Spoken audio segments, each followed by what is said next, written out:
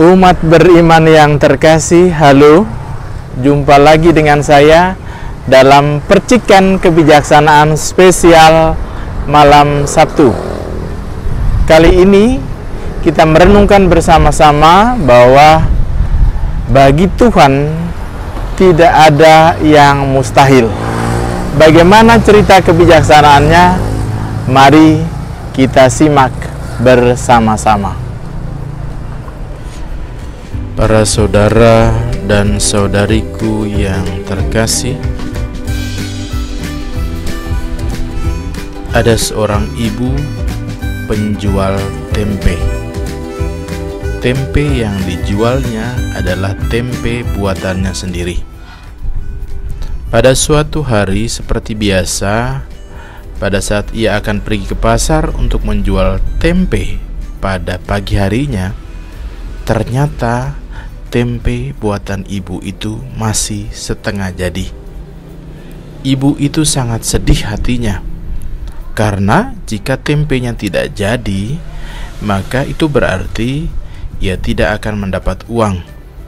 Karena tempe yang belum jadi itu tidak laku dijual. Tentu saja kebutuhan hidup sehari-harinya pasti akan terganggu. Dalam suasana hatinya yang sedih, ibu ini yang juga sangat rajin ke gereja, maka dia teringat akan firman Tuhan yang mengatakan, mintalah maka kamu akan diberi, carilah maka kamu akan mendapat, dan ketoklah maka pintu akan dibuka. Dan bahwa Tuhan itu akan melakukan hal-hal yang ajaib, dan bagi Tuhan tiada yang mustahil. Maka ia berdoa sambil menumpangkan tangan ke atas tempenya yang belum jadi. Tuhan Yesus, saya mohon agar kacang-kacang kedelai ini sudah menjadi tempe. Saya berdoa supaya semuanya terjadi. Lalu dengan tenang ia menekan ujung jarinya pada bungkusan bakal tempe itu. Dan dengan hati-hati ia mulai membuka sedikit bungkusannya dan untuk melihat apakah mujizat kedelai jadi tempe itu terjadi. Lalu apa yang terjadi para saudara dan saudari yang terkasih? Dengan kaget ia mendapati bahwa kedelai tersebut masih tetap kedelai, belum menjadi tempe. Si ibu tidak kecewa. Dia berpikir mungkin doanya kurang jelas didengar oleh Tuhan. Maka kembali dengan suara yang lebih keras dan lantang dia berdoa, Bapa di sorga, saya percaya bahwa tidak ada yang mustahil. Tolonglah saya supaya tempe-tempe ini terjadi, atau kedelai-kedelai ini boleh menjadi tempe, karena berdagang tempe adalah mata pencarian saya. Saya mohon dalam nama Yesus supaya tempe ini atau kedelai ini menjadi tempe. Dan dengan penuh iman dia membuka kembali bungkusan tersebut dan melihat ternyata kacang kedelai tersebut masih tetap kacang kedelai. Dia semakin bingung. Sementara hari semakin siang, pasar tentu akan semakin ramai. Maka dia memutuskan untuk tetap pergi ke pasar membawa kacang kedelainya yang setengah jadi itu. Dia sambil jalan dia tetap berdoa semoga kacang kedelainya itu sudah berubah menjadi tempe sementara dia menuju ke pasar.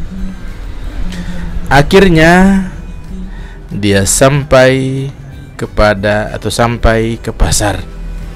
Dalam perjalanan itu dia tetap menyanyikan beberapa lagu rohani sambil terus berdoa supaya dia dapat berdagang tempe hari itu.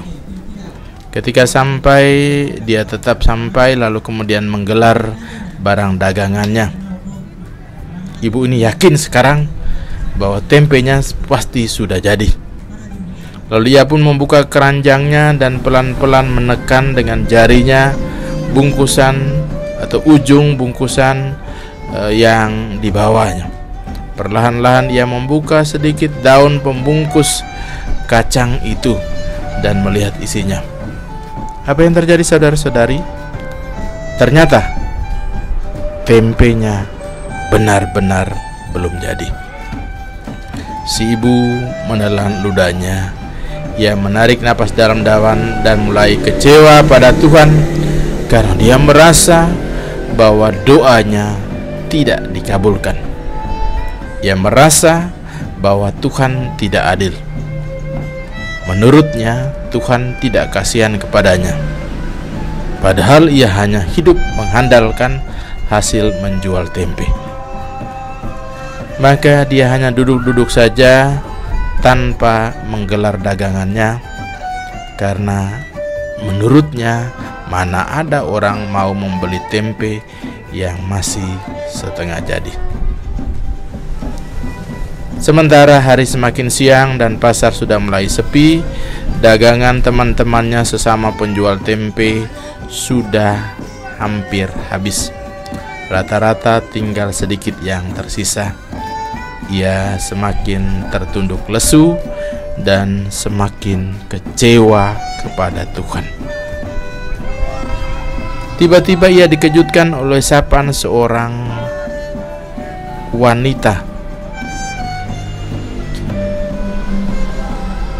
calon pembeli.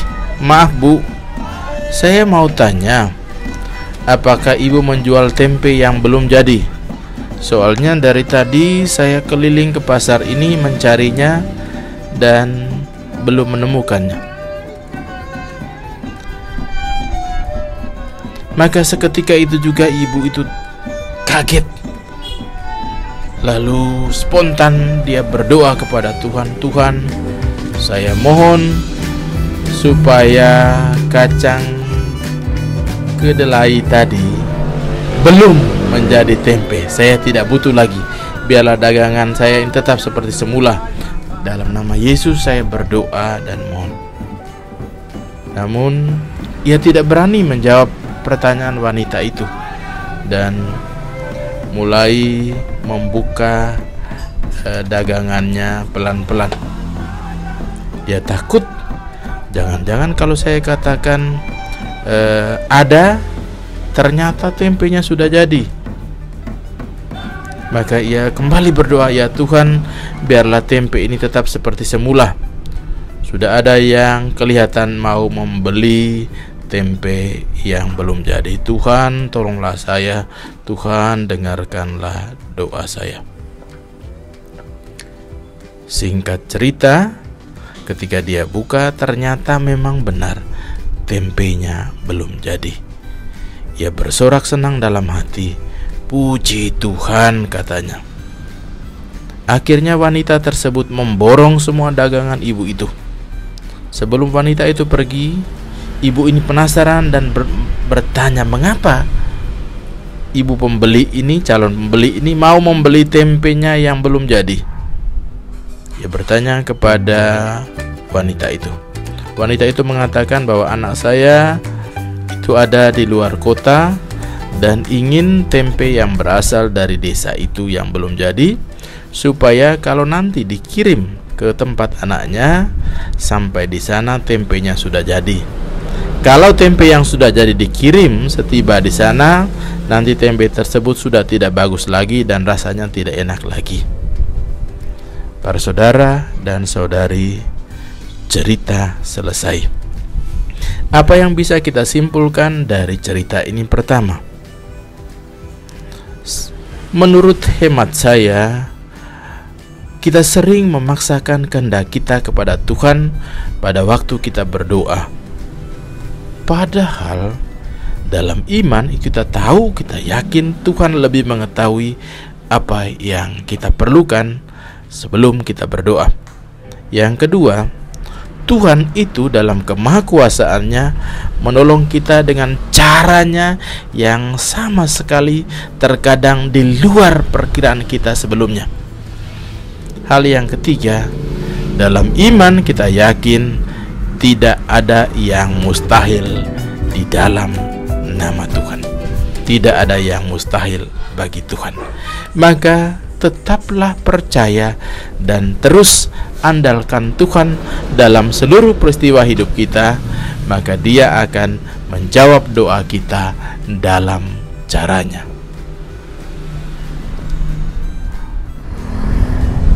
Dari lokasi Gereja Santo Ignatius Waibalun, saya ucapkan tetaplah semangat, salam sehat, dan jangan lupa bahagia. Tuhan Yesus memberkati kita semua. Amin.